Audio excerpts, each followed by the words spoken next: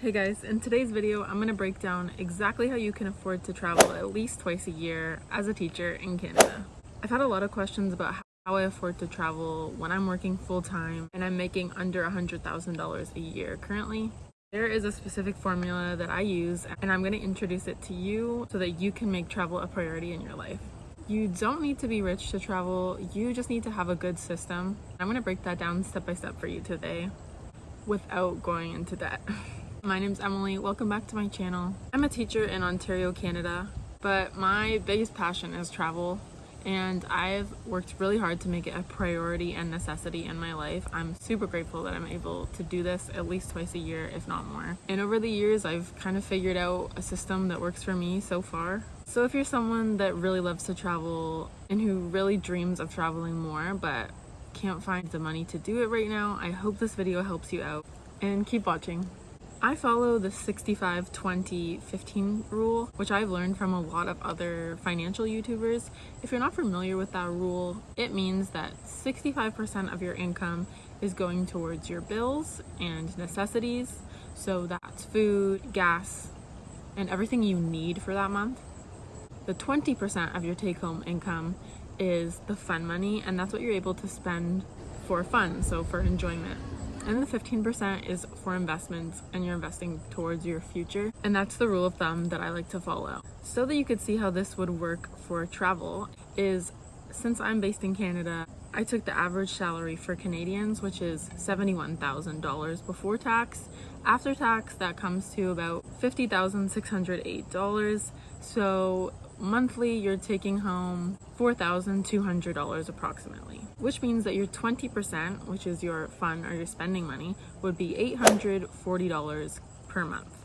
And what I do is split my fun money in half. So let's say 400 of that goes to your spending money monthly. That's $100 a week that you can spend on extras, clothing, eating out at restaurants, so getting fast food, getting a Starbucks in the morning, anything extra that you just happen to want on a certain day or week. And then the other $440 will be put away for your travel.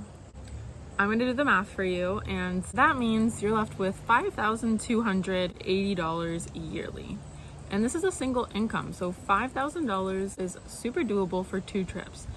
You could have 2 smaller trips that are $2,500 each. What I like to do, and especially if you're watching this, you're probably a teacher too, so you're also only traveling when it's most expensive. I will typically do a bigger trip in the summer since I'm off. That will be anywhere from $3,000 to $3,500 for that trip. And then I'll do a 1-week vacation, usually around March break because it's a little bit cheaper than Christmas, for $1,000 to $1,500.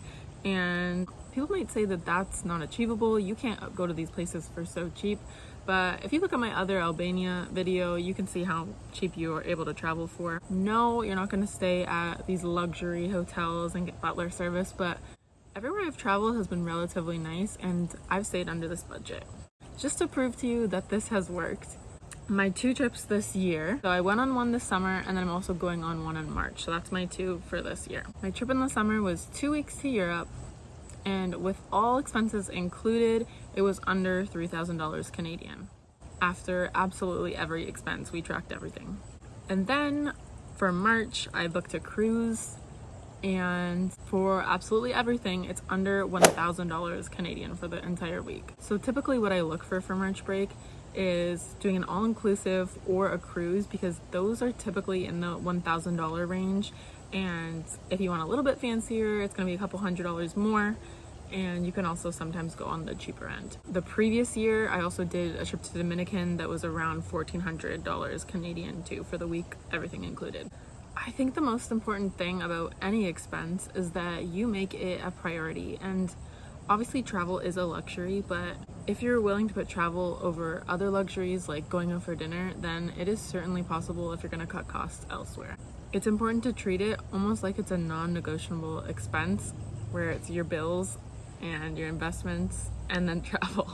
And just like that, you can make it part of your budget. You need to flip your mindset. Instead of thinking, oh, if I have extra money, I'll travel, flip it and make sure after your bills and after all your expenses and investments, if that's something you do, that traveling becomes what you're putting your money into before all the extra fun things in your life. And this mindset alone has made such a big difference in the way that I'm able to travel and the money that I saved. Another way to make sure that you have enough money saved for travel year-round without breaking the bank and without going into debt is that you're saving year-round. And I put money aside on a monthly basis. If you're someone that typically has a hard time saving, I would even make an extra bank account called your travel fund to put your money into so that you aren't able to touch it unless you're booking a trip. And if you're able to set aside that percentage without really knowing, then you don't even notice you're missing it until you're ready to spend it on a trip. And just like anything with money, investments, and saving up, consistency is what really makes a difference. So if you're continuously month after month putting that money into your bank account, it's going to add up at the end of the year. Another nice tip that if you are someone that's forgetful, or again, you're not great at saving money, you can actually in that other bank account automate your money. So the amount goes right into your account as soon as you get paid and you don't even see that money, so you're not tempted to spend it. A way that I'm able to budget these trips is I'm booking them very far in advance. So you should be looking on Google Flights for cheap flights because your flights are always, most of the time, going to be the most expensive part of your trip. But I was able to get our Europe tickets round trip per person for $640 Canadian. So if you're constantly looking at Google Flights, sometimes you can find really good deals. And yes, a lot of people might argue that they're not able to live exactly how they want to and have to live more frugally in order to save money. But for me, it's a pick or a choose. If you really want to travel, you're gonna make the money for it and you're gonna make the sacrifice for it. If it's something that you really don't want to do, then maybe restaurants and going out for beers with friends is more important. Another perk that you don't necessarily need to do, but that I've just started doing, and so I'm very excited about it, is to get a travel credit card. And that way you can maximize your everyday spending. If you're spending a lot of money already on necessities, it just makes sense that you're gonna get a travel credit card to rack you up some points. And my family's been using it for a while. My mom obviously spends a lot more money than me, but she's able to get round trip flights for her and my dad at least once a year, and that's just from travel points. So for me, if I'm gonna be able to get a free flight out of it or even free hotel stay, that's super worth it for me, as opposed to when I was using my visa and I wasn't getting any points back. If you're interested in what might be a good travel credit card for you in Canada, I've linked that video below about what travel credit card I use.